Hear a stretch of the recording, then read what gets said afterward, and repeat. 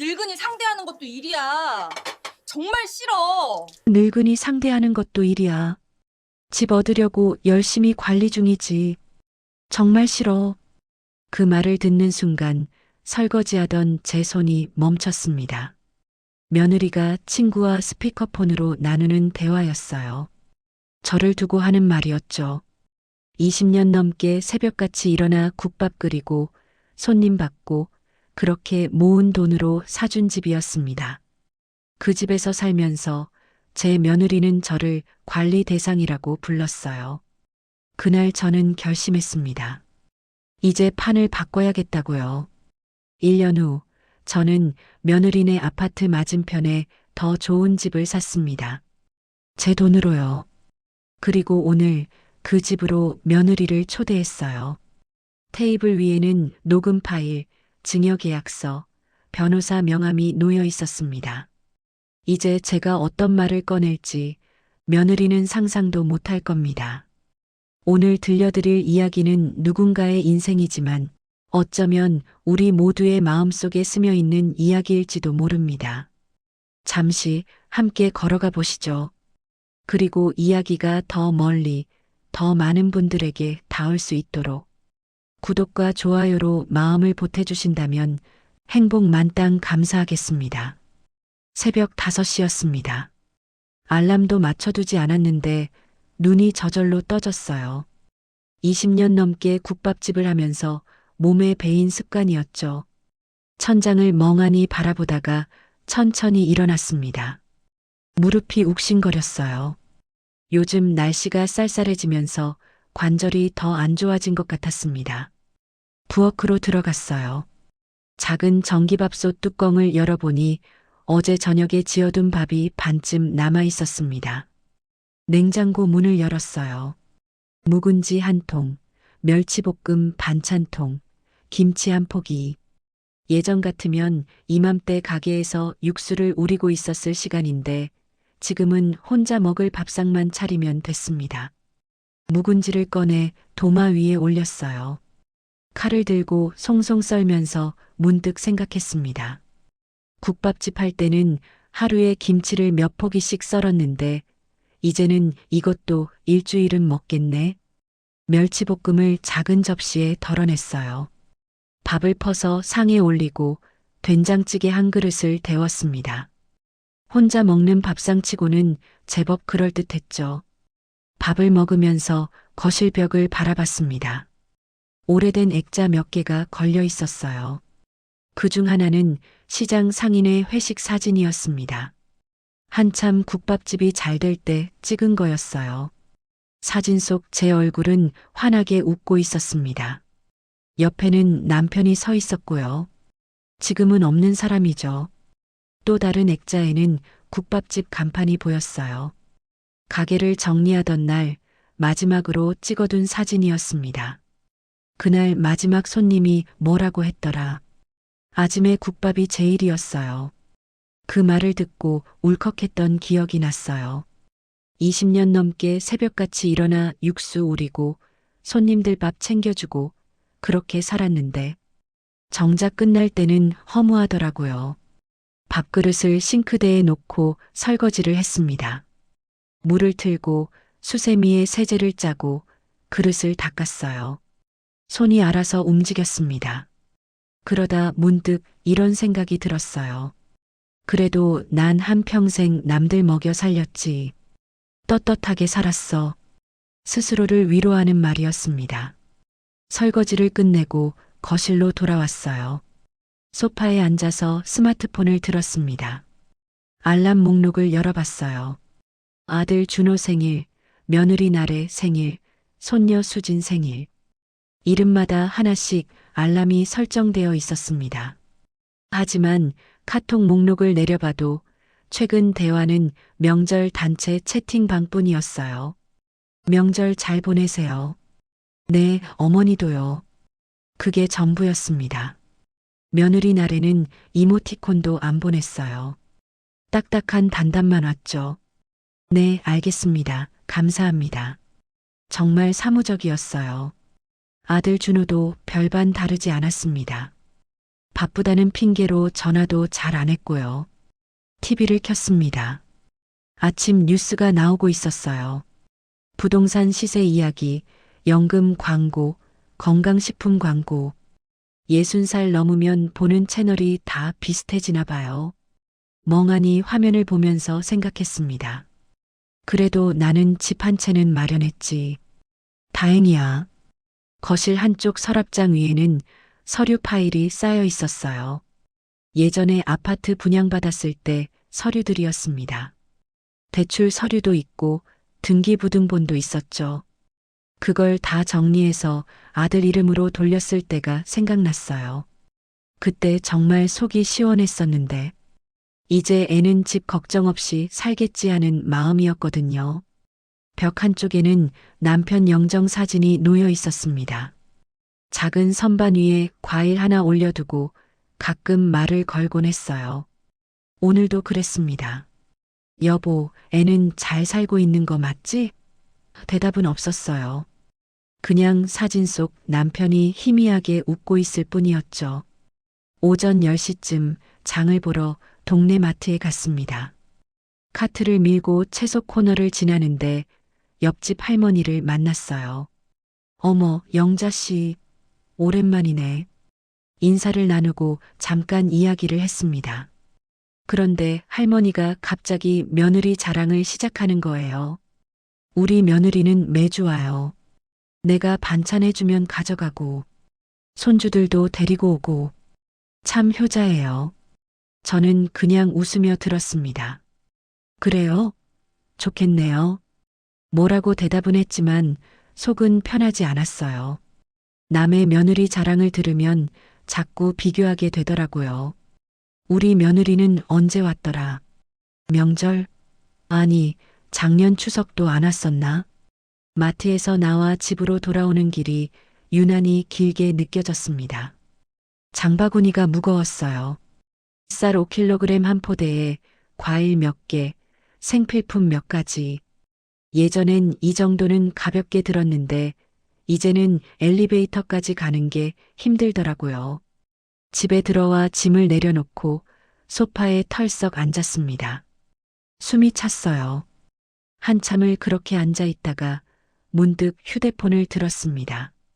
갤러리를 열어봤어요. 예전에 찍어둔 손녀 수진 동영상이 있었습니다. 동영상을 재생했어요. 3살 때 수진이가 할머니 집에 놀러 왔을 때 찍은 거였습니다. 할머니, 나 인형 갖고 놀아도 돼? 하는 목소리가 들렸어요. 그때 수진이는 제 무릎에 앉아서 인형놀이를 했었죠. 할머니, 언제 또 올까? 그 말을 듣고 제가 대답했던 게 기억났습니다. 언제든지 오렴. 할머니는 항상 집에 있어. 하지만 그 후로 수진이는 오지 않았어요. 이제 8살이 됐는데 마지막으로 본 게 언제였더라? 1년 전? 아니, 1년 반쯤 된 것 같았습니다.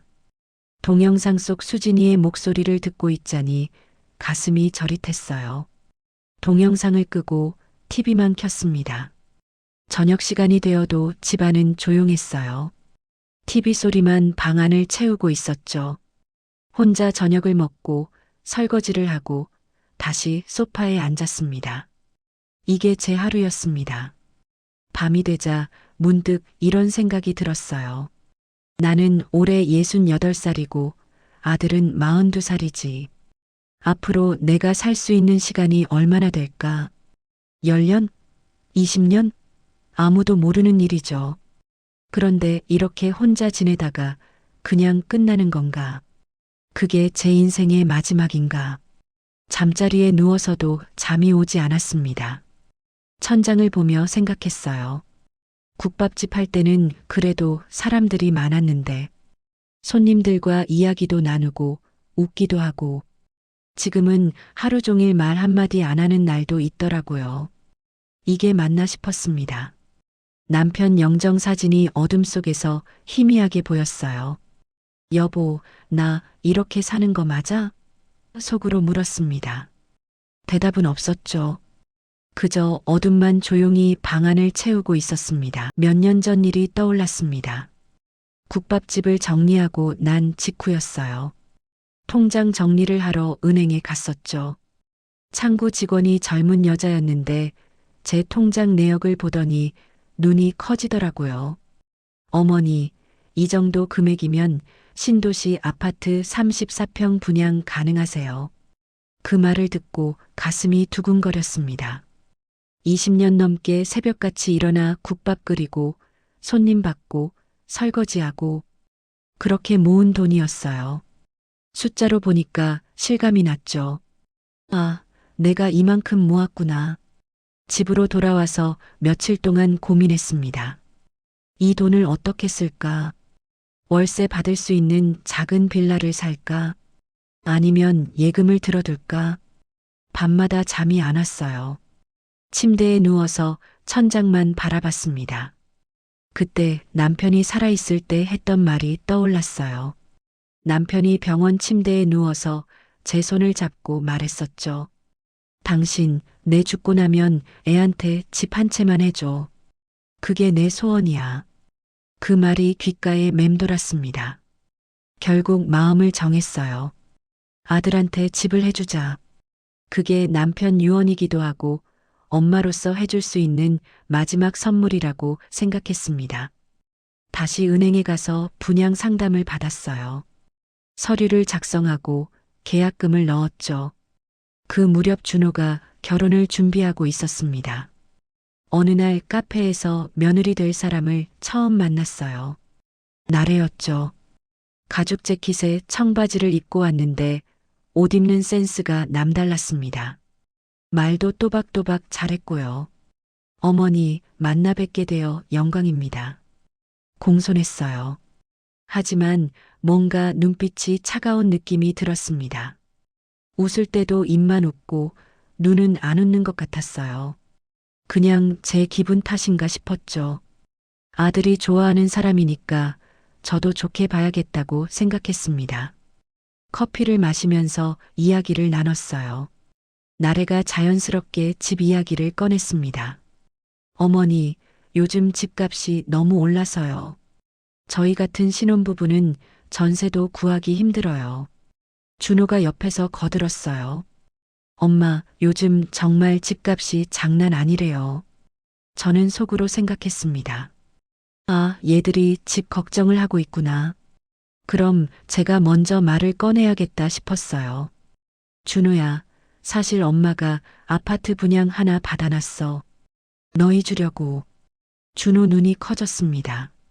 엄마, 진짜요? 응.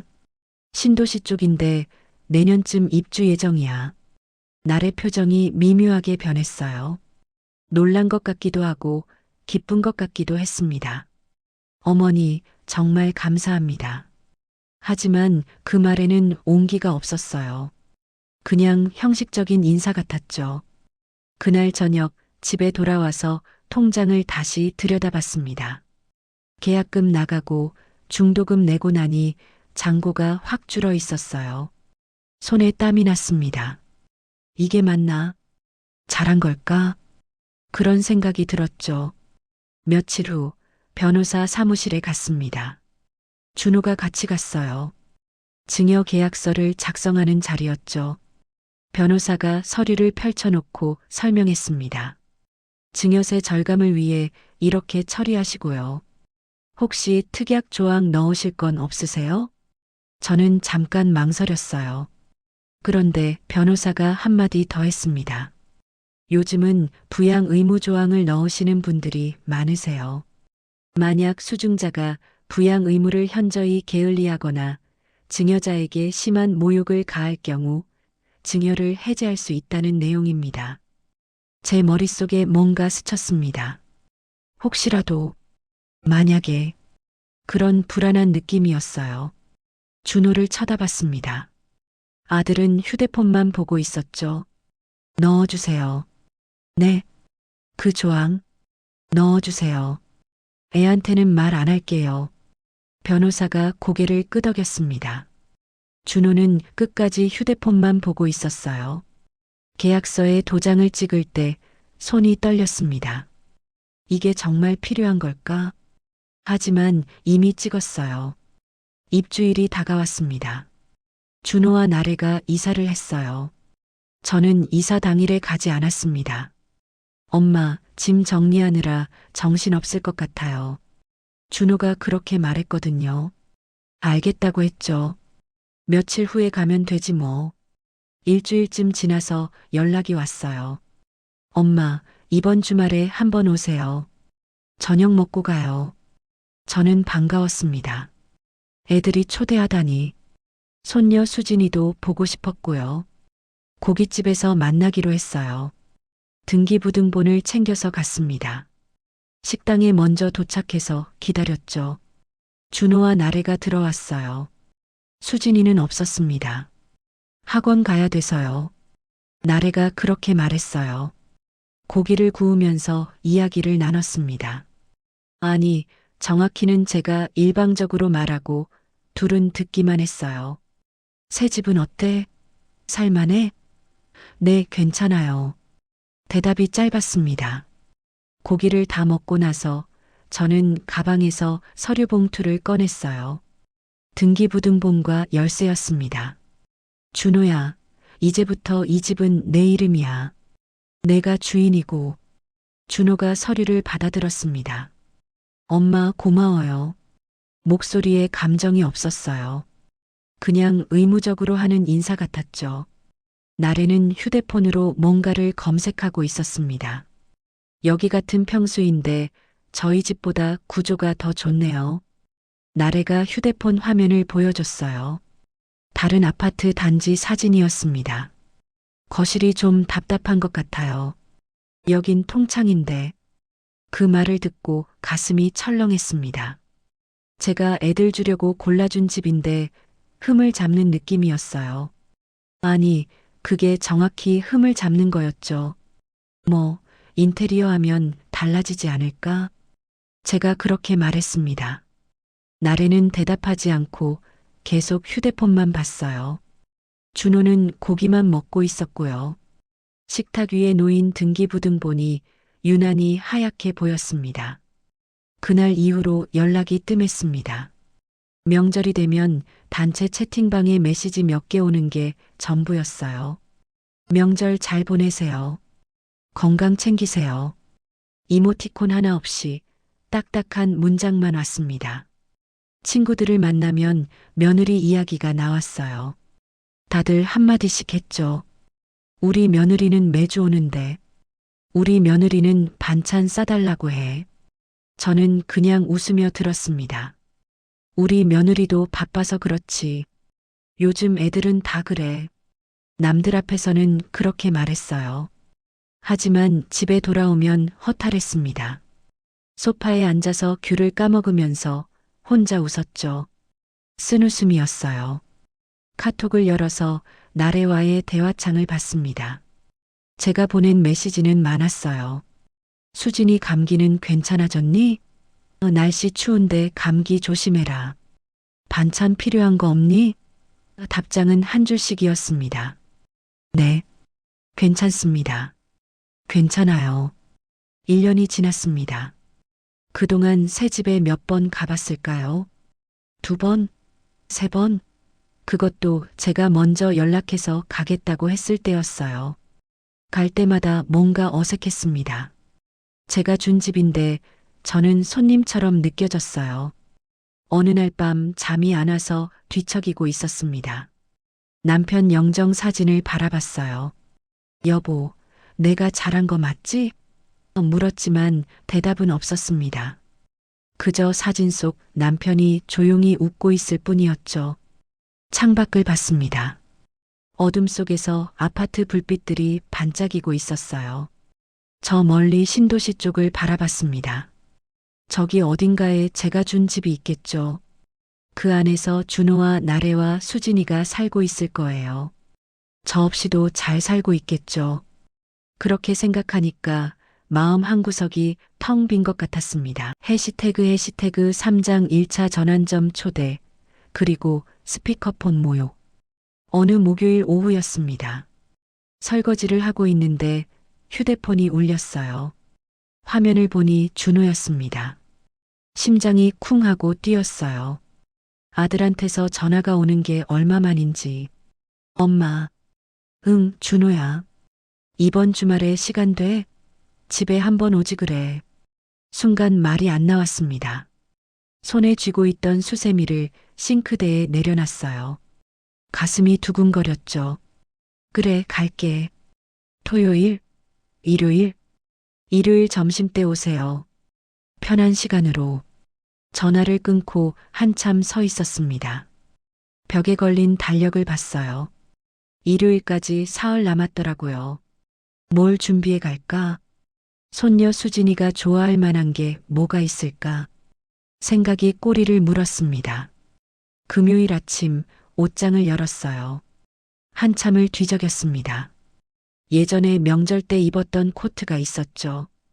꺼내서 옷걸이에 걸어봤어요. 좀 낡았지만 그래도 단정해 보였습니다. 구두도 꺼냈어요. 굽이 닳았지만 닦으면 괜찮을 것 같았죠.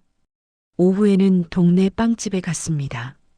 쇼윈도에 곰 모양 케이크가 있었어요. 수진이가 좋아할 것 같았습니다. 이거 주세요. 초콜릿 맛으로요.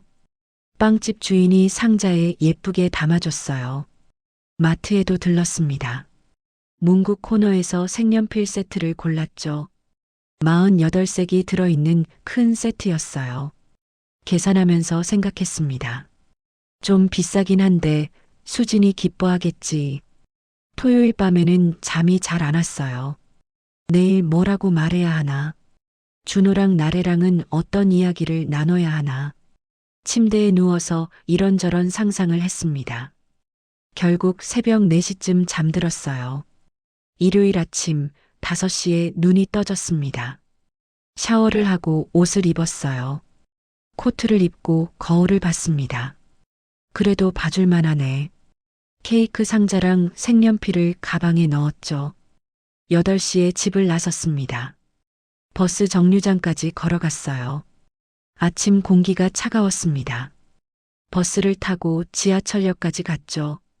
환승하는 게 복잡했어요. 계단을 오르내리면서 허리가 쑤셨습니다. 1시간 반쯤 걸려서 신도시역에 도착했습니다. 역에서 나와 아파트 단지까지 걸었어요. 10분쯤 걸렸죠. 다리가 아팠지만 그래도 오늘은 애들 얼굴 볼 수 있다는 생각에 힘이 났습니다. 아파트 단지에 들어서니까 감회가 새로웠어요.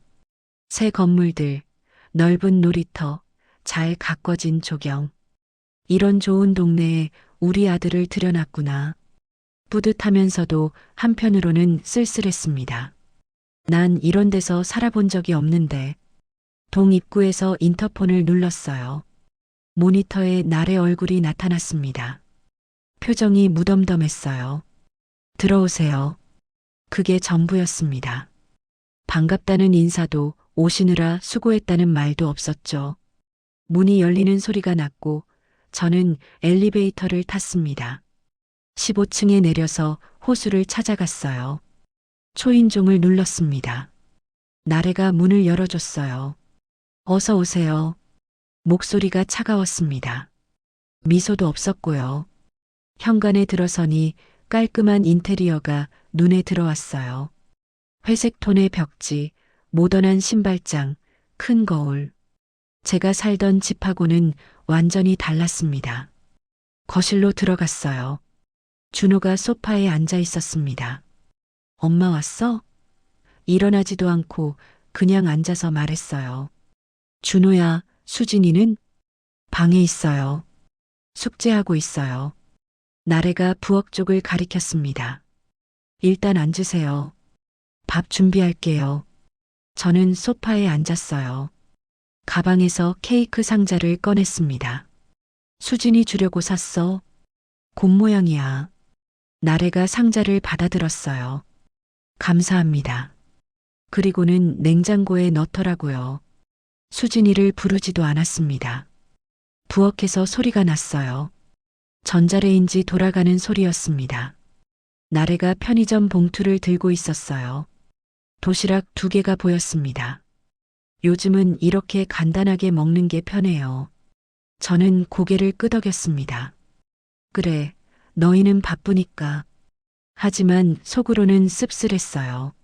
내가 손수 반찬이라도 해올걸. 그런 생각이 들었죠. 10분쯤 지나서 수진이가 나왔습니다. 할머니, 달려와서 안겼어요. 작고 따뜻했습니다. 얼마나 보고 싶었는지. 수진아, 할머니가 색연필 사왔어. 와, 고마워요, 할머니. 하지만 그것도 잠깐이었어요. 나래가 말했습니다. 수진아, 숙제 다 끝났어? 안 끝났으면 들어가서 해. 엄마, 조금만요. 안 돼. 할머니는 나중에 봐도 돼. 숙제 먼저. 수진이가 풀이 죽어서 방으로 들어갔습니다. 문 닫히는 소리가 났어요. 저는 그냥 웃었습니다. 뭐라고 말할 수가 없었어요. 식탁에 음식이 차려졌습니다. 도시락 3개, 치킨 몇 조각, 김치도 없었어요.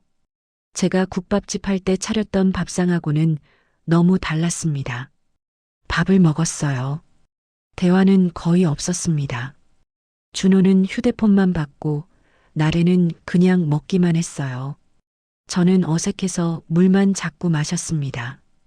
밥을 다 먹고 나서 일어나서 설거지를 하려고 했어요. 어머니, 괜찮아요. 제가 할게요. 아니야, 내가 할게. 저는 부엌으로 갔습니다. 도시락 용기를 씻기 시작했어요. 물 흐르는 소리가 크게 들렸습니다. 그때였어요. 방에서 목소리가 들렸습니다. 나래 목소리였어요. 문이 완전히 닫히지 않았나 봐요. 스피커폰으로 통화하는 것 같았습니다. 응, 시어머니 왔어. 저는 손을 멈췄습니다. 집 얻으려고 열심히 관리 중이지 뭐. 근데 진짜 피곤해. 가슴이 철렁 내려앉았어요. 늙은이 상대하는 것도 일이야. 맨날 뭐 사왔다고 들고 오고. 귀찮게.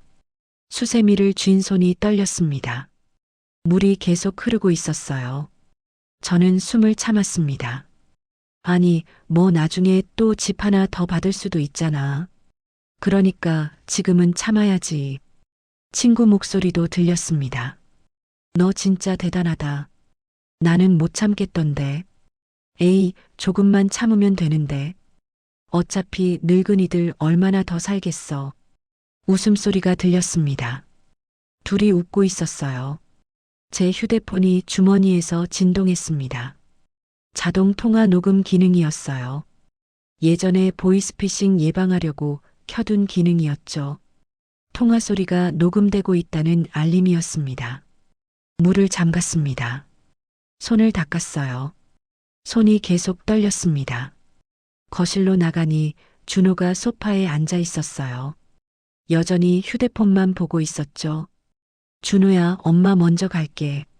벌써요? 좀 이따 가시지. 아니야. 집에 할 일이 있어서. 나래가 방에서 나왔습니다. 웃고 있었어요. 아까 그 목소리로 저를 조롱하던 사람이 맞나 싶을 정도로 밝은 표이였습니다. 어머니, 벌써 가세요? 응. 다음에 또 올게. 현관에서 신발을 신었어요. 나래가 문을 열어줬습니다. 조심히 가세요. 형식적인 인사였어요. 엘리베이터를 타고 내려갔습니다. 거울에 비친 제 얼굴을 봤어요. 창백했습니다. 눈가가 떨리고 있었어요. 밖으로 나왔습니다. 아파트 단지를 걸어 나오면서 주머니 속 휴대폰을 만졌어요. 손이 덜덜 떨렸습니다. 버스 정류장에 앉았어요.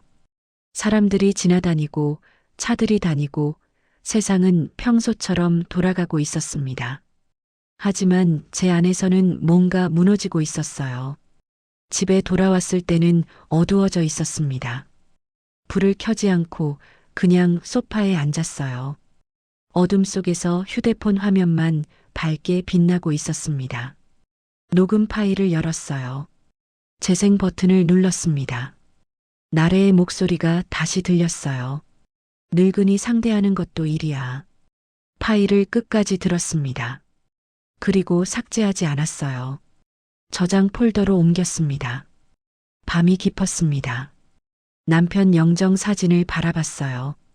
여보, 이제 어떻게 해야 할까? 물었지만 대답은 없었습니다. 창밖을 봤어요. 신도시 방향이 어둠 속에 있었습니다. 저기 어딘가에 제가 준 집이 있고 그 안에서 제 며느리가 저를 비웃고 있겠죠. 그때 마음속에서 뭔가가 단단해지는 느낌이 들었습니다. 이제 이 집은 내 집이 아니야. 그렇게 생각했어요. 그날 밤부터 잠이 오지 않았습니다. 침대에 누워도 눈만 뜨고 있었어요. 천장을 바라보면 나래의 목소리가 들렸습니다. 늙은이 상대하는 것도 일이야. 그 말이 귓가에 맴돌았죠. 1시, 2시, 3시. 시계만 쳐다봤습니다. 4시쯤 되니까 겨우 잠이 들었어요. 하지만 새벽 5시에 또 눈이 떠졌습니다. 몸이 무거웠어요. 일어나려고 했는데 어지러웠습니다. 부엌으로 가서 물을 마셨어요. 손이 떨려서 컵을 제대로 잡지 못했습니다. 물이 흘러내렸죠. 소파에 앉았어요. 가슴이 두근거렸습니다. 심장이 빨리 뛰는 게 느껴졌어요. 며칠이 지났습니다. 밤마다 똑같았어요. 잠이 안 오고 자다가도 깨고 아침이면 어지럽고 밥맛도 없었습니다. 냉장고에서 반찬을 꺼내도 먹고 싶지 않았어요. 일주일쯤 지났을 때였습니다. 마트에 장을 보러 갔어요. 채소 코너를 지나는데 갑자기 눈앞이 캄캄해졌습니다. 바닥이 기울어지는 것 같았어요. 카트를 붙잡았지만 그대로 주저앉았습니다. 어머니, 괜찮으세요? 누군가 제 팔을 잡았어요. 마트 직원이었습니다. 다른 직원이 의자를 가져왔죠. 119 불러드릴까요? 아니에요, 괜찮아요. 그냥 좀 어지러워서요. 하지만 일어서려니까 다리에 힘이 없었습니다. 결국 직원이 119에 전화했어요. 10분쯤 지나서 구급차가 왔습니다. 병원 응급실에 실려갔어요. 의사가 여러 가지를 물었습니다. 언제부터 이러셨어요? 요즘 스트레스 받으신 일 있으세요? 잠은 잘 주무세요? 검사를 받았습니다. 피를 뽑고 심전도를 찍고 혈압을 쟀어요. 의사가 결과를 보더니 심각한 표정을 지었습니다. 혈압이 많이 높으시네요. 심장도 불안정하고요. 스트레스성 증상인 것 같은데 정밀 검사가 필요합니다. 입원해야 하나요? 요양병원에서 좀 지내시는 게 좋겠습니다. 일주일 정도 관찰하면서 치료받으시죠. 머리가 복잡했습니다. 요양병원이라니. 나이 든 사람들이 가는 곳이잖아요. 하지만 거부할 수가 없었어요. 몸이 말을 안 들었으니까요. 다음 날 요양병원으로 옮겨졌습니다. 사람 침대 병실이었어요. 창가 침대에 누웠습니다. 옆 침대에는 70살쯤 되어 보이는 할머니가 있었어요. 새로 오셨어요? 저는 김순이에요. 박영자입니다. 순이 씨는 말이 많았어요. 밤에도 잠이 안 온다며 이야기를 계속했습니다. 우리 며느리 있잖아요. 정말 못됐어요. 병원비도 안 대주고 문병도 안 와요. 또 다른 침대에 할머니도 끼어들었습니다. 그래도 낫네요. 우리 아들은 연락도 안 해요. 내가 죽어도 모를걸요. 밤이 깊어갈수록 불평이 쏟아졌습니다. 며느리 욕, 아들 욕, 딸 욕. 다들 비슷한 이야기였어요. 저는 가만히 듣고만 있었습니다. 이상하게 남의 이야기가 제 이야기 같았어요. 저만 이런 게 아니었구나. 다들 비슷하게 살고 있었구나. 그런 생각이 들었습니다. 사흘째 되는 날 아침이었어요. 간호사가 우편물을 가져다 줬습니다. 박영자님, 우편 왔어요. 몇 통이 있었어요. 광고 전단지, 동네 소식지, 그리고 은행 봉투 하나. 은행 봉투를 열었습니다. 과거 투자 상품 만기 안내.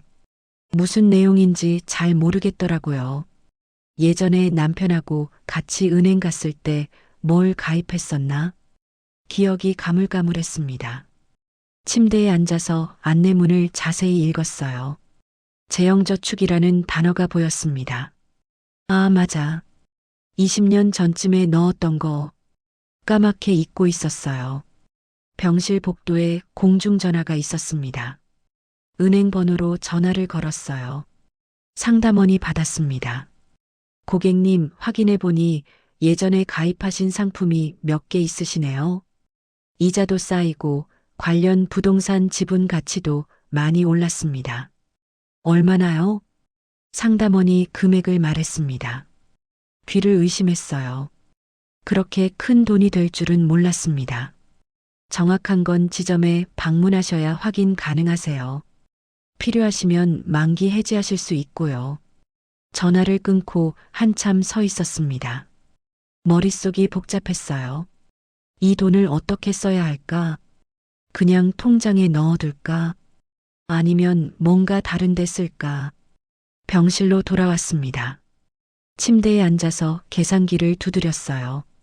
예전에 은행에서 일했던 경험이 떠올랐습니다. 이자 계산하는 법, 원금과 수익률, 그런 것들이 하나씩 생각났죠. 숫자를 적어봤어요.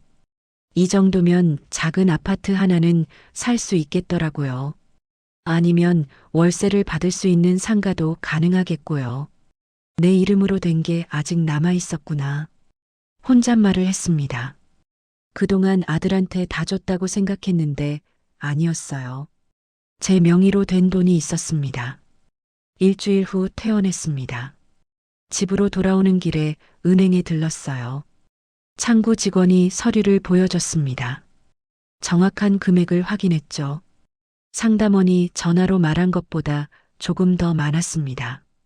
어떻게 하시겠어요? 해지하시겠어요? 아니요. 일단 그대로 두겠습니다. 좀 더 생각해 볼게요. 집에 와서 서류를 책상 위에 펼쳐놨어요. 오래 들여다봤습니다. 이 돈으로 뭘 할 수 있을까? 노후 준비, 손주 교육비, 아니면 그냥 통장에 넣어둘까? 며칠 후였습니다. 동네 복지관 앞을 지나가는데 공고판에 뭔가 붙어 있었어요. 가까이 가서 봤습니다. 시니어 재테크 특강, 강사오 기서. 그 이름을 보는 순간 뭔가 떠올랐습니다. 오기서? 어디서 들어본 이름이에요. 한참을 생각했어요. 아, 맞다. 30년 전에 은행에서 같이 일했던 과장님. 전화번호가 적혀 있었습니다. 복지관 사무실로 가서 물어봤어요. 이 강의 아직 신청 가능한가요? 네, 가능하세요. 다음 주 화요일 오전 10시에요. 신청서를 작성했습니다. 집으로 돌아오는 길이 이상하게 가벼웠어요. 뭔가 새로운 일이 시작되는 느낌이었습니다. 그날 밤 침대에 누워서 생각했어요. 남은 돈으로 뭘 할 수 있을까? 그냥 조용히 살까? 아니면 뭔가 다르게 살아볼까? 창밖을 봤습니다. 멀리 신도시 불빛이 보였어요. 저기 어딘가에 제가 준 집이 있고 그 안에서 나래가 살고 있겠죠. 저를 늙은이라고 부르면서 그때 마음속에서 뭔가 단단한 게 생기는 느낌이 들었습니다. 이제 내 인생을 내가 살아야겠어. 남 눈치 보지 말고 내가 하고 싶은 대로. 휴대폰을 들어서 달력을 봤어요. 다음 주 화요일에 동그라미를 쳤습니다.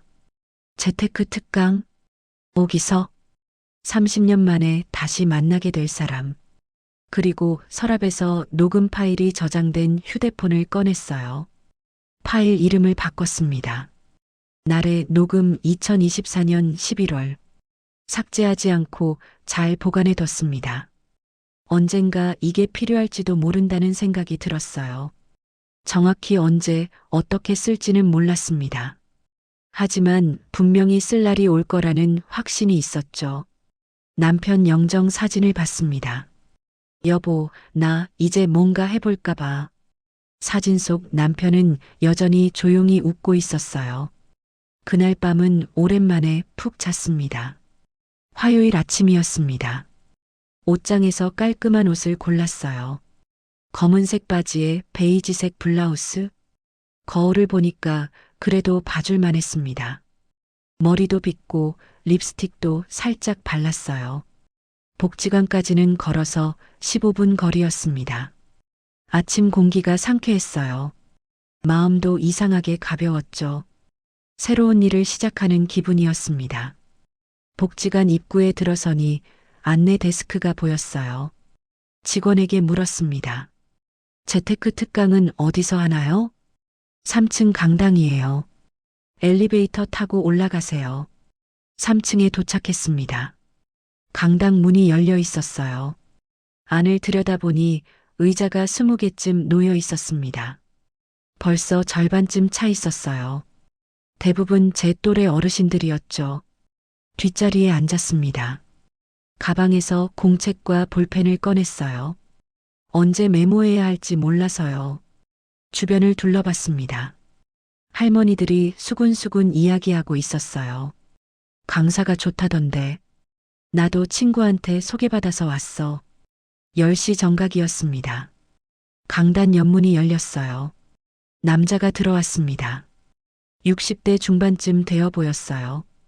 회색 정장을 입고 있었죠. 안경을 쓴 얼굴이 낯익었습니다. 순간 가슴이 뛰었어요. 오기서 30년 전 그 모습 그대로였습니다. 물론 나이는 들었지만 말투나 표정은 예전과 똑같았어요. 안녕하십니까? 오기석입니다. 목소리도 변하지 않았습니다. 차분하고 또렷했어요. 오늘은 시니어 재테크의 기초에 대해 말씀드리겠습니다. 여러분, 나이 들었다고 투자 못한다는 법 없습니다. 칠판에 뭔가를 적기 시작했어요. 소액 투자, 부동산 경매, 재개발 지역. 생소한 단어들이 나왔습니다. 은행 예금만 믿고 계시면 안 됩니다.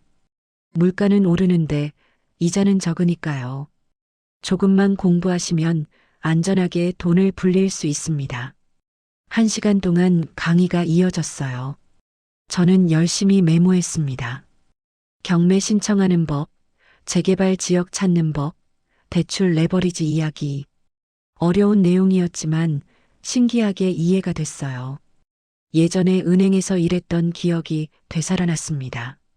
이자 계산, 담보대출, 부동산 평가. 그때 배웠던 게 아직 머릿속에 남아 있었어요. 강의가 끝났습니다. 사람들이 하나둘씩 나가기 시작했어요. 저는 자리에서 일어나지 않았습니다. 뭔가 말을 걸어야 할 것 같았어요. 기석 씨가 강단에서 자료를 정리하고 있었습니다. 천천히 앞으로 걸어갔어요. 가까이 가니까 심장이 빨리 뛰었습니다. 저기요. 기석 씨가 고개를 들었어요. 제 얼굴을 보더니 눈이 커졌습니다. 영자 씨?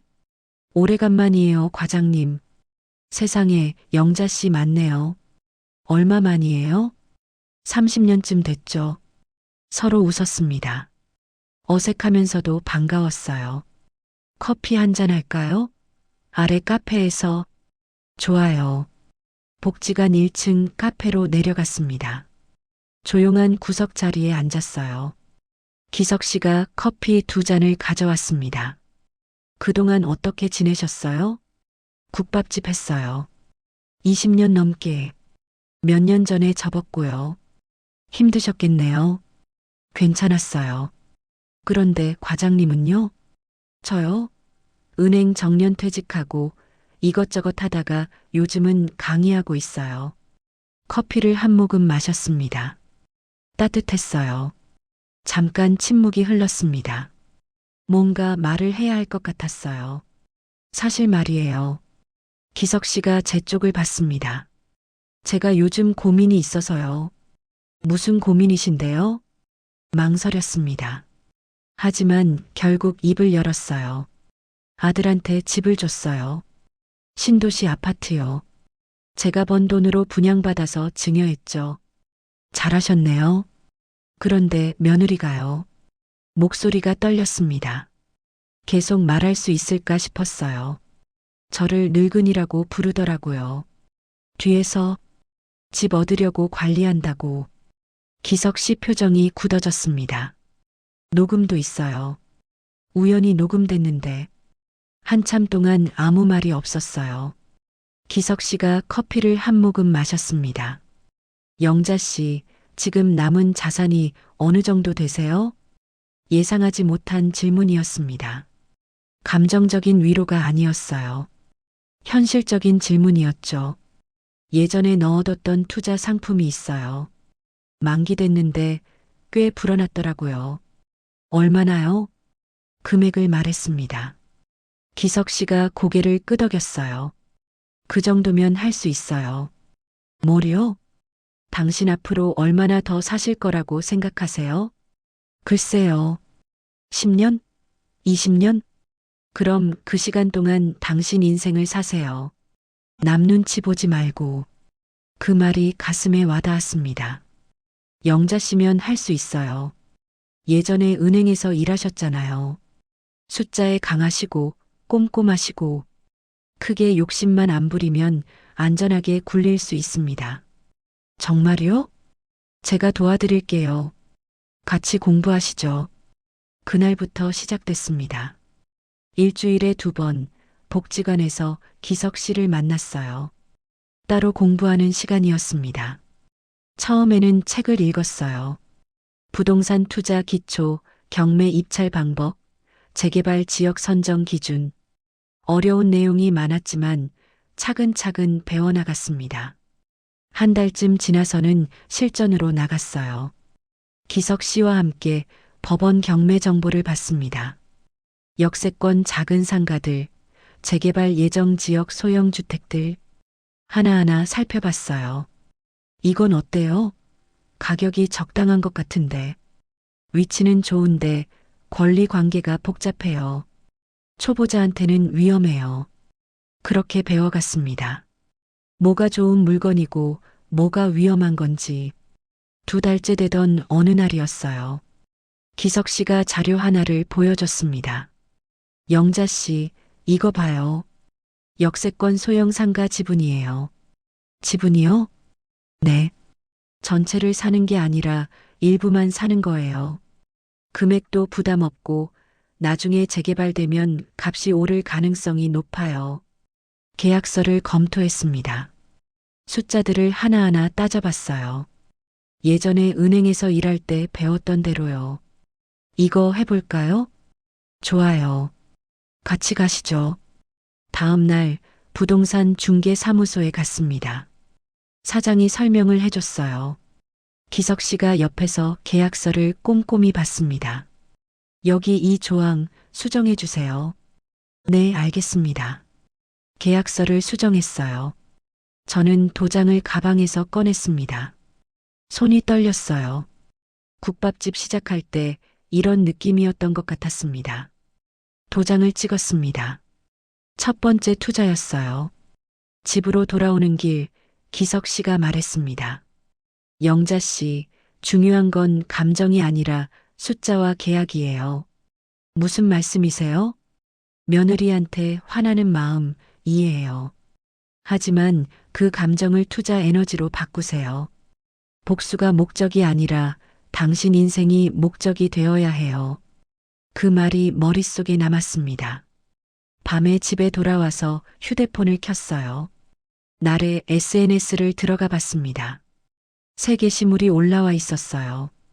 카페 사진, 명품 가방 사진, 행복한 일상이라는 글귀가 달려 있었죠. 얘가 지금 행복하다고 생각하는 이 삶을 내가 한번 지켜볼게. 속으로 중얼거렸습니다. 분노가 아니었어요. 차분한 결심이었죠. 그날 밤 공책을 펼쳤습니다. 오늘 배운 내용을 정리했어요. 투자 금액, 예상 수익률, 위험 요소, 숫자를 적어나가니까 마음이 차분해졌습니다. 남편 영정 사진을 봤어요. 여보, 나 이제 시작해보려고. 사진 속 남편이 조용히 웃고 있었습니다. 창밖을 봤습니다. 신도시 쪽 불빛이 반짝이고 있었어요. 저기 어딘가에 제가 준 집이 있겠죠.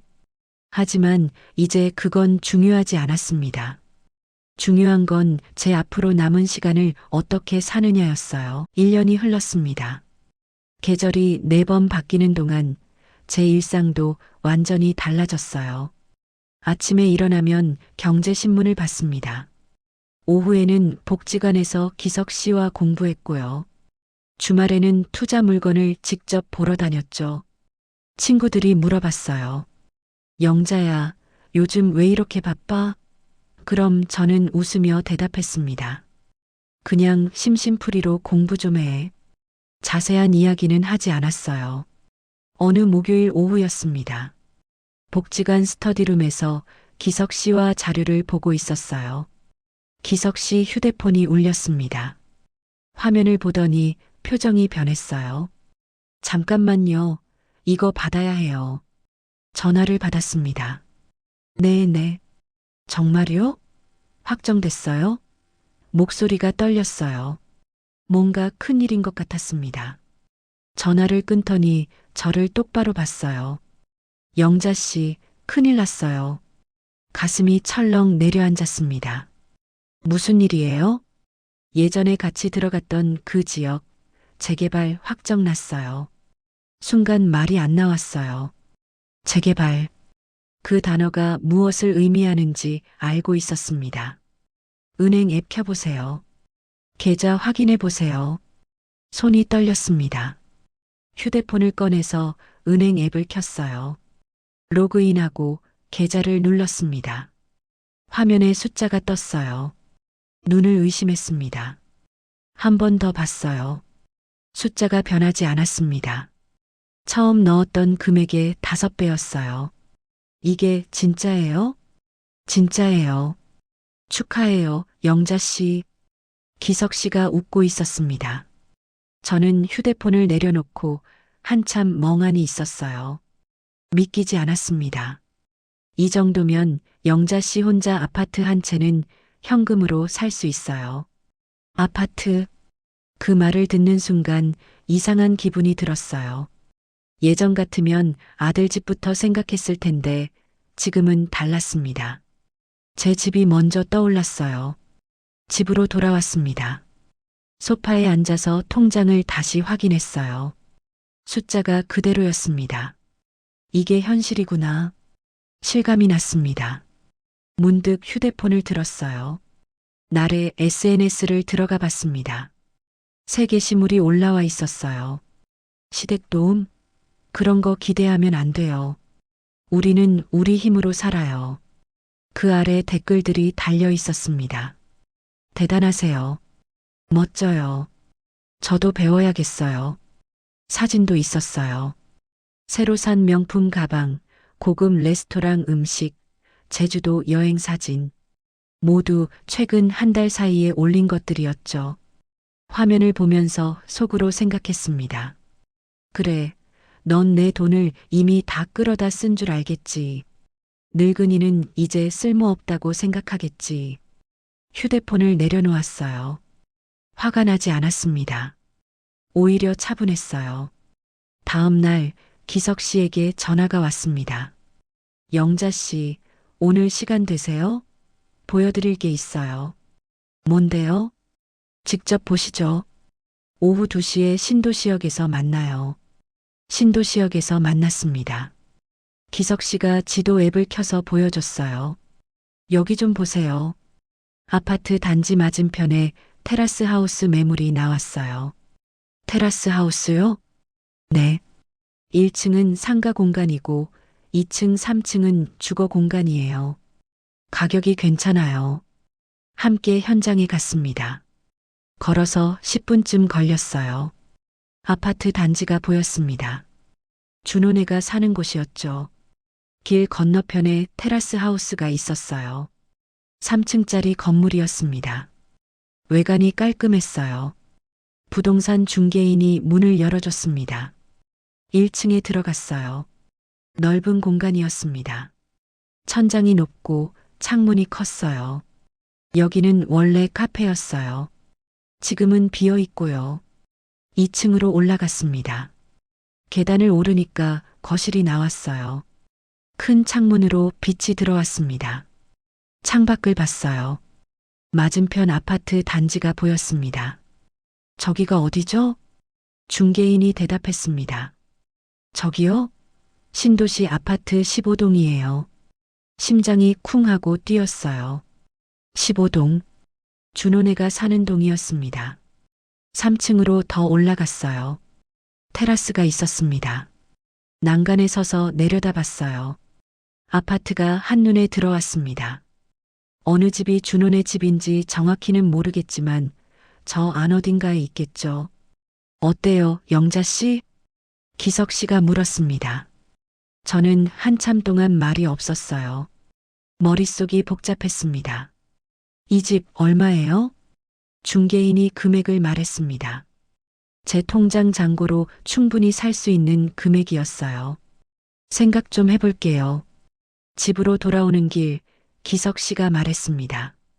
영자 씨, 이 집 사시면 1층을 어떻게 쓸 생각이세요? 글쎄요. 아직 생각 안 해봤어요. 동네 어르신들 모이는 사랑방으로 만들어 보는 건 어때요? 북카페처럼요. 거기서 제가 가끔 재테크 강의도 하고. 그 말이 마음에 들었습니다. 좋네요. 그것도 괜찮을 것 같아요. 집에 와서 침대에 누워 생각했습니다. 테라스 하우스, 1층 상가, 위층 주거 공간, 그리고 창밖으로 보이는 아들네 아파트. 이상한 기분이었어요. 복수하려는 마음은 아니었습니다. 그냥 제 자리를 찾는 느낌이었죠. 며칠 후 결정했습니다. 기석 씨에게 전화했어요. 과장님, 그 집 살게요. 정말요? 네. 계약 진행해 주세요. 일주일 후 계약했습니다. 서류에 도장을 찍을 때 손이 떨리지 않았어요. 이번에는 확신이 있었습니다. 이건 제 집이에요. 제 이름으로, 제 돈으로 산 집. 등기가 끝났습니다. 열쇠를 받았어요. 집에 혼자 들어가 봤습니다. 빈 거실 바닥에 앉았어요. 창밖으로 햇살이 들어왔습니다. 이게 다 내 돈으로, 내 이름으로 된 집. 소리내어 말했습니다. 가슴이 벅찼어요. 창밖을 봤습니다. 맞은편 아파트 동이 보였어요. 저 안 어딘가에 준호와 나래와 수진이가 살고 있겠죠. 묘한 기분이었습니다. 저녁이 되어 집으로 돌아왔어요. 서랍에서 오래된 녹음 파일을 다시 들어봤습니다.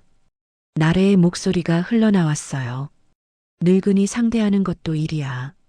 예전 같으면 화가 났을 텐데 지금은 달랐습니다. 차분하게 들을 수 있었어요. 이건 그냥 증거일 뿐이었습니다. 파일을 끄고 공책을 펼쳤어요. 계획을 적기 시작했습니다. 1층 시니어 북카페 개업. 동네 어르신들 초대. 2층 나의 거주 공간. 3층 게스트룸 겸 테라스. 하나씩 적어 내려가니까 마음이 정리됐습니다. 마지막 페이지에 한 줄을 적었어요. 준호, 날에 초대 상의할 일이 있음. 언제 초대할지는 아직 정하지 않았습니다. 하지만 그날이 올 거라는 건 알고 있었어요. 남편 영정 사진을 봤습니다. 여보, 나 이제 내 집 생겼어. 당신도 좋아하시겠지? 사진 속 남편이 조용히 웃고 있었어요. 밤이 깊었습니다. 창밖을 보니 별이 보였어요. 오랜만에 마음이 평온했습니다. 이제 판이 완전히 뒤집혔어요. 제가 주인인 판이었죠. 테라스 하우스를 산 지 2주일쯤 지났습니다. 인테리어 업체와 상담을 하고 1층 카페 설계를 의뢰했어요. 기석 씨가 도와줘서 일이 빨리 진행됐죠. 어느 금요일 오후였습니다. 복지관 스터디룸에서 기석 씨와 서류를 보고 있었어요. 기석 씨 표정이 갑자기 굳어졌습니다. 영자 씨, 이거 좀 보세요. 휴대폰을 건네받았어요. 인터넷 커뮤니티 화면이었습니다. 제목이 눈에 들어왔어요. 집 빼앗으려는 미친 시어머니 이야기. 손이 떨렸습니다. 글을 읽기 시작했어요. 시어머니가 우리한테 집 줬다가 이제 와서 빼앗으려고 해요. 투기로 돈 벌었다고 자랑하면서 우리 집까지 빼앗으려고 소송 준비 중이래요. 정말 무섭습니다. 밑에 댓글이 수십 개 달려 있었어요. 진짜 저런 시어머니 있으면 연 끊어야죠. 집 줬으면 그냥 조용히 살지 왜 빼앗냐. 요즘 노인네들 투기로 미쳤음. 며느리 불쌍하네요. 힘내세요. 휴대폰을 내려놓았습니다. 손이 떨려서 제대로 잡을 수가 없었어요. 제가 이런 사람이래요. 목소리가 떨렸습니다. 기석 씨가 제 어깨를 가볍게 두드렸어요. 영자 씨, 진정하세요. 이건 명백히 허위 사실이에요. 어떻게 이럴 수가 있어요. 눈물이 났습니다. 화가 나고 억울하고 서러웠어요. 복지관 사무실에 가서 컴퓨터를 빌렸습니다. 검색창에 제 이름을 쳐봤어요. 여러 커뮤니티에 비슷한 글들이 올라와 있었습니다. 투기꾼 시어머니, 자식 등쳐먹는 노인, 집 빼앗으려는 할머니, 글마다 댓글이 수십 개씩 달려 있었어요. 모두 저를 욕하는 내용이었습니다. 이름은 가명으로 되어 있었지만 상황이 너무 구체적이어서 아는 사람은 알 수 있었어요. 화면을 캡처했습니다. 하나씩 저장했어요. 날짜와 시간도 메모했죠. 집으로 돌아왔습니다. 소파에 앉았는데 몸이 후들거렸어요. 밥을 먹어야 하는데 목으로 넘어가지 않았습니다. 다음 날 아침 기석 씨에게서 전화가 왔어요. 영자 씨, 변호사한테 가야 해요. 제가 아는 분 소개해 드릴게요. 정말 가야 할까요? 당연하죠. 이건 명예훼손이에요. 가만히 있으면 안 됩니다.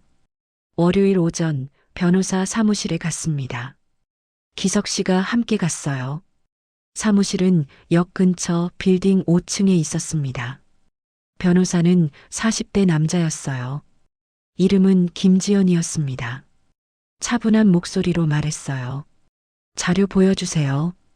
캡처한 화면들을 보여드렸습니다. 지연 씨가 하나하나 읽어봤어요. 표정이 심각했습니다. 이건 명예훼손, 허위 사실적시, 모욕에 해당해요. 충분히 고소 가능합니다. 정말요? 네. 아이디 추적해서 작성자 신원 확인하고 손해배상 청구할 수 있어요. 가슴이 두근거렸습니다. 그런데 한 가지 문제가 있어요. 뭔데요? 이 글들 때문에 실제 피해가 발생했다는 걸 입증해야 해요. 기석 씨가 끼어들었습니다.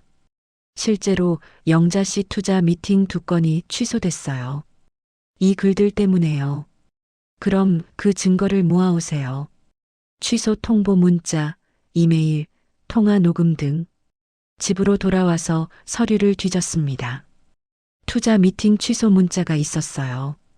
죄송하지만 일정을 다시 조율해야 할 것 같습니다. 라는 내용이었죠. 기석 씨에게 전화했어요. 과장님, 그때 투자자분이 뭐라고 했죠? 인터넷에 이상한 소문이 있다고 확인 후에 다시 연락하겠다고 했어요. 녹음 있어요? 네, 있어요. 보내드릴게요. 증거를 모았습니다. 인터넷 글 캡처, 취소 통보 문자, 통화 녹음, 파일로 정리해서 지연 변호사에게 보냈어요. 며칠 후 지연 변호사에게서 연락이 왔습니다. 고소장 작성했어요. 확인하러 오실 수 있어요? 사무실에 다시 갔습니다. 고소장을 읽어봤어요. 정확하고 명확했습니다. 이대로 제출할까요? 네. 도장을 찍었습니다. 이제 돌아올 수 없는 다리를 건넌 기분이었어요. 그날 저녁 집에 혼자 있는데 휴대폰이 울렸습니다. 준호였어요. 심장이 빨리 뛰었습니다. 엄마. 응, 준호야. 엄마, 요즘 무슨 일 있어? 이상한 얘기가 들려서 목소리가 떨렸어요. 뭔가 알고 있다는 느낌이었습니다. 궁금하면 내 아내한테 먼저 물어봐라. 엄마, 무슨 말이에요? 나는 변호사 통해서 얘기하겠다. 그렇게 알아라. 전화를 끊었습니다. 손이 떨렸어요. 내 아들인데, 그래도 내 아들인데, 가슴이 아팠습니다. 소파에 앉아서 한참을 울었어요. 참았던 감정이 터져 나왔습니다. 억울하고 화나고 슬펐어요. 울음을 그치고 나니까 조금 마음이 가라앉았습니다. 서랍을 열었어요. 녹음 파일이 저장된 휴대폰을 꺼냈습니다. 파일을 재생했어요. 나래의 목소리가 흘러나왔습니다. 늙은이 상대하는 것도 일이야. 이제는 차분하게 들을 수 있었어요. 이건 증거였습니다. 다음 날 지연 변호사에게 다시 갔습니다. 변호사님, 증여 해제 소송도 같이 준비하고 싶어요.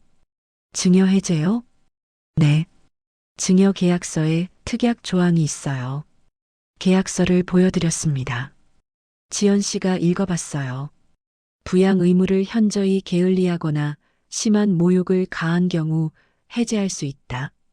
이 조항이네요. 네. 입증할 수 있어요? 휴대폰을 꺼냈습니다. 녹음 파일을 재생했어요. 나래의 목소리가 사무실에 울려 퍼졌습니다. 지연 씨 표정이 변했어요. 이거면 충분해요. 심한 모욕에 해당합니다. 정말요? 네. 소송 준비하죠. 집으로 돌아오는 길 마음이 무거웠습니다. 이제 정말 시작되는구나. 법정에서 싸워야 하는구나. 집에 와서 투명 파일을 꺼냈어요. 증거들을 차곡차곡 정리했습니다. 녹음 파일 USB, 인터넷 글 캡처, 계약서 사본, 변호사 명함. 모든 걸 파일에 넣고 책상 위에 놓았습니다. 이제 전쟁 준비가 끝났어요. 남편 영정 사진을 봤습니다. 여보, 내가 잘하고 있는 거 맞지? 사진 속 남편은 조용히 웃고 있었어요. 밤이 깊었습니다. 잠이 오지 않았어요. 침대에 누워서 천장을 봤습니다. 준호 얼굴이 떠올랐어요. 어렸을 때 모습, 학교 다닐 때 모습, 결혼할 때 모습. 제 아들이었습니다. 그래도 내 아들인데 혼잣말을 했어요. 가슴이 아팠습니다. 하지만 선택해야 했어요. 제 존엄을 지킬 것인가 아니면 그냥 참고 살 것인가. 창밖을 봤습니다. 신도시 쪽 불빛이 보였어요. 저기 어딘가에 준호와 나래가 있겠죠. 그리고 길 건너편에는 제 새 집이 있었습니다. 테라스 하우스, 제 이름으로 된 집. 눈을 감았어요. 내일부터 또 싸워야 합니다. 하지만 이제 두렵지 않았어요. 제가 옳았으니까요. 해시태그 석 달이 지났습니다. 테라스 하우스 인테리어가 끝났어요.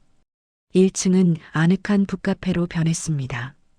책장을 놓고 편한 소파를 배치했죠. 창가에는 작은 테이블들이 있었어요. 2층은 제 거주 공간이었습니다. 침실, 거실, 부엌. 모든 게 제 취향이었어요. 벽에는 남편 영정 사진을 조용히 모셔뒀습니다. 3층 테라스에 올라갔어요. 난간에 기대서서 창밖을 봤습니다. 맞은편 아파트가 한눈에 들어왔어요. 15동. 준호네가 사는 곳이었죠. 이제 때가 됐구나. 혼잣말을 했습니다. 책상에 앉아서 초대장을 꺼냈어요. 예쁜 디자인의 카드였습니다. 펜을 들고 정성스럽게 썼어요. 박준호, 이날의 귀하. 중요한 상의할 일이 있어 초대합니다.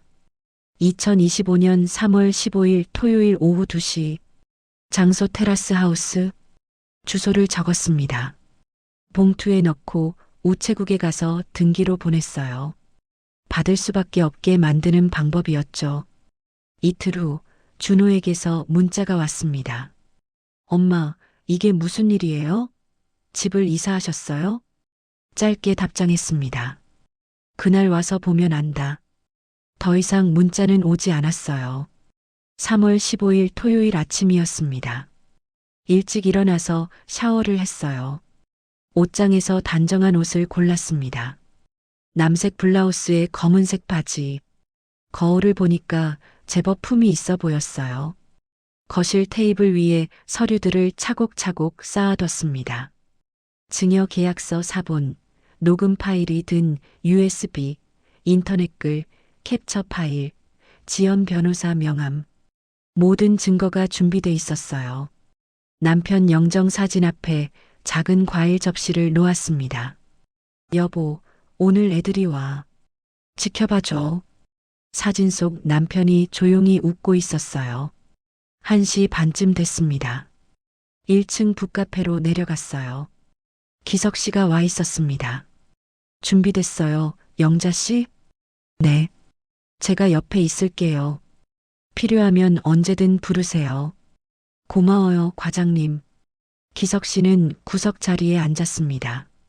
책을 펼쳐들었지만 제 쪽을 지켜보고 있었어요. 2시가 됐습니다. 초인종이 울렸어요.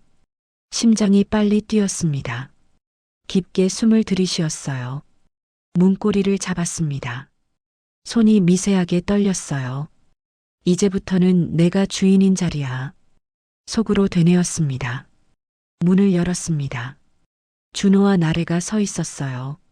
준호는 어리둥절한 표정이었고 나래는 경계하는 눈빛이었습니다. 어서 와요. 엄마, 여기가 어디예요? 들어와 봐. 1층 북카페를 지나 2층으로 안내했습니다. 계단을 올라가면서 나래가 주변을 두리번거렸어요. 인테리어를 살피는 눈빛이었죠. 거실에 도착했습니다. 앉아요. 소파를 가리켰어요.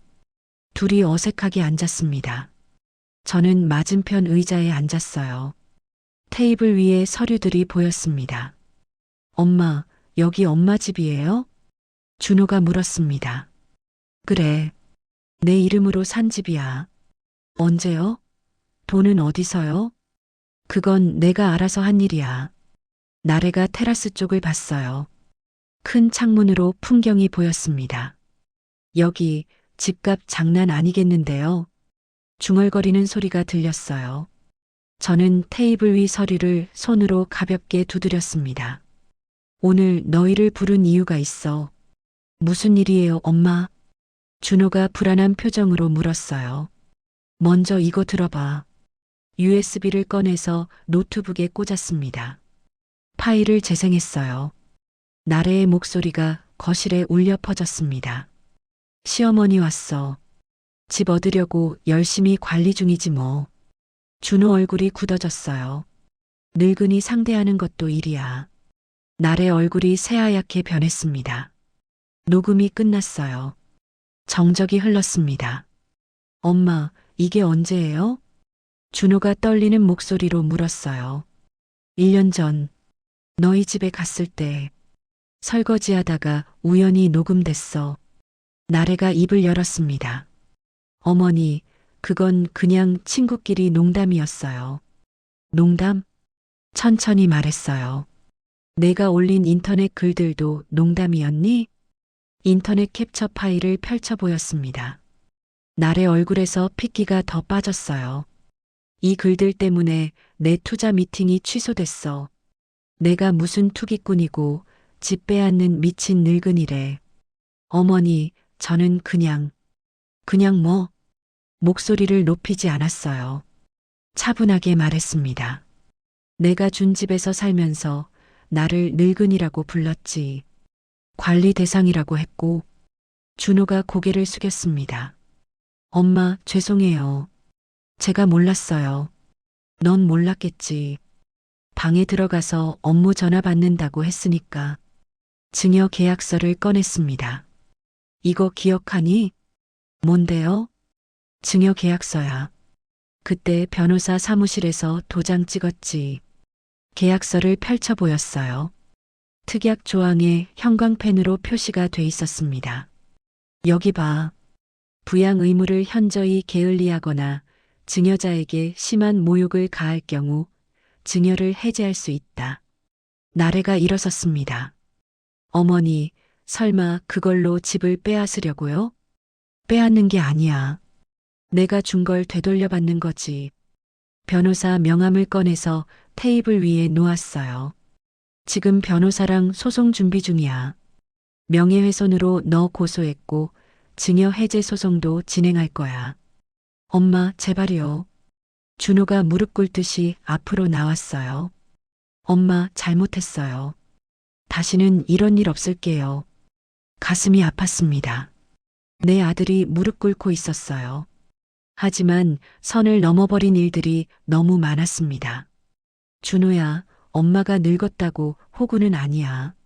엄마, 너희는 내가 집 준 것만 기억하지. 그 전에 내가 20년 넘게 새벽에 일어나서 국밥 끓이고 손님 받고 설거지하면서 번 돈이라는 건 생각 안 하더라. 나래가 소파에 주저앉았어요. 울고 있었습니다. 이제 내 차례야. 천천히 말했어요. 나는 앞으로 내 남은 인생을 나답게 살 거야. 이 집에서 내 돈으로, 내 방식으로. 테라스 창문을 가리켰습니다. 저기 보여? 너희 아파트. 매일 아침 내가 여기서 볼 수 있어. 준호가 창밖을 봤어요. 맞은편 아파트가 보였습니다. 엄마가 감시하는 건 아니야. 그냥 내가 어떻게 사는지 보여주고 싶어서지. 일어섰습니다. 현관 쪽으로 걸어갔어요. 오늘은 여기까지야. 앞으로 연락은 변호사 통해서 하자. 엄마, 제발. 준호가 따라왔습니다. 저는 문을 열었어요. 가봐. 수진이 학원 데려다 줘야지. 둘이 나갔습니다.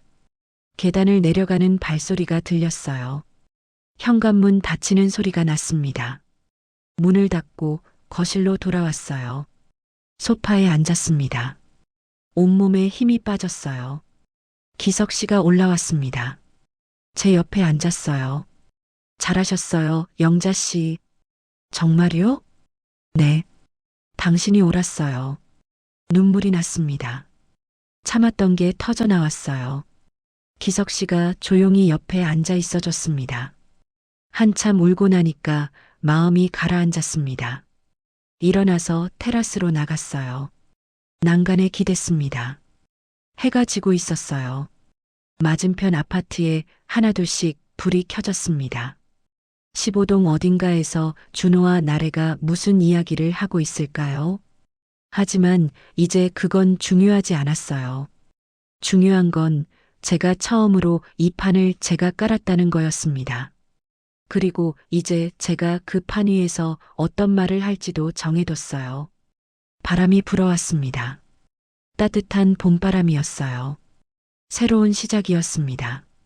오늘의 이야기가 당신 마음에 조용한 숨결처럼 잔잔한 위로로 남았길 바랍니다. 삶의 깊은 여운과 마음의 온기를 함께 나누고 싶다면 구독과 좋아요로 행복 만땅 사연에 천천히 머물러 주세요. 그리고 이 이야기의 주인공에게 따뜻한 마음 한 줄 남겨주신다면 큰 힘이 될 것입니다. 당신의 내일이 오늘보다 더 따스하고 단단하길 바라며 행복 만땅 사연은 늘 당신의 하루를 조용히 응원합니다.